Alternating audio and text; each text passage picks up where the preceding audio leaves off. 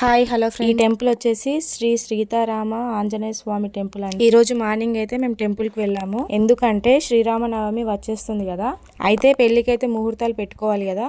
అదే అండి, శ్రీరామనవమి రోజు సీతారాముల కళ్యాణం అయితే చేస్తాం కదా, అందుకని సీతారాముల కళ్యాణ మహోత్సవానికి పత్రిక పెట్టుకోవడం జరిగింది. ఇందులో భాగంగా ఆలయ కమిటీ చైర్మన్ పల్లె రమేష్ గౌడ్ గారు, కమిటీ సభ్యులు మరియు గ్రామ ప్రజలు పాల్గొన్నారు. పంతులైతే పత్రిక చదువుతున్నారు, చూడండి.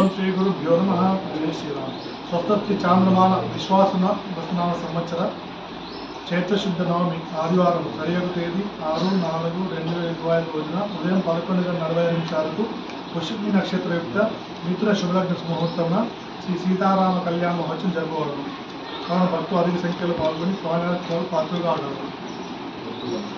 ఉత్సవాల ఆహ్వానం తేదీ 4/4/2025 శుక్రవారం రోజున కార్యక్రమం స్టార్ట్ అయింది. ఉదయం 6 గంటలకు సుప్రభాత సేవ, 8 గంటలకు గణపతి పూజ, పుణ్యావాచనము, ధ్వజారోహణము, గోపూజ, అఖండ దీపారాధన, కంకణధారణ. ఆ 3 రోజులు ఖచ్చితంగా ఎవరెవరు ఓమని కూర్చుంటారో అందరూ కంకణ కట్టుకోవాలి. దంపతులు ఖచ్చితంగా ఆ రోజే.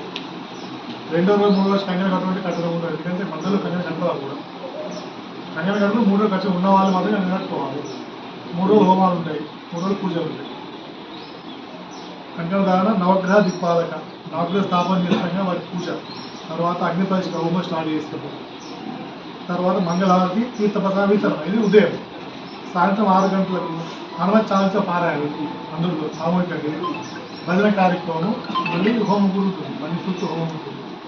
మళ్ళీ తేదీ 5/4/2025 శనివారం రోజున ఉదయం 8 గంటలకు చందన పూజ, అలంకరణ, స్థాపిత దేవత హోమము, తర్వాత తీర్థప్రసాద వితరణ. అదే రోజు శనివారం సాయంత్రం 6 గంటలకు హనుమాన్ చాలీసా పారాయణము, శ్రీరామ మూలమంత్ర హవనము, భజన కార్యక్రమం 2వ రోజు. 3వ రోజు ఆదివారం శ్రీరామనవమి రోజున 6 గంటలకు శ్రీరామ రక్షా సూక్త పారాయణం ప్రచారం చేస్తాం.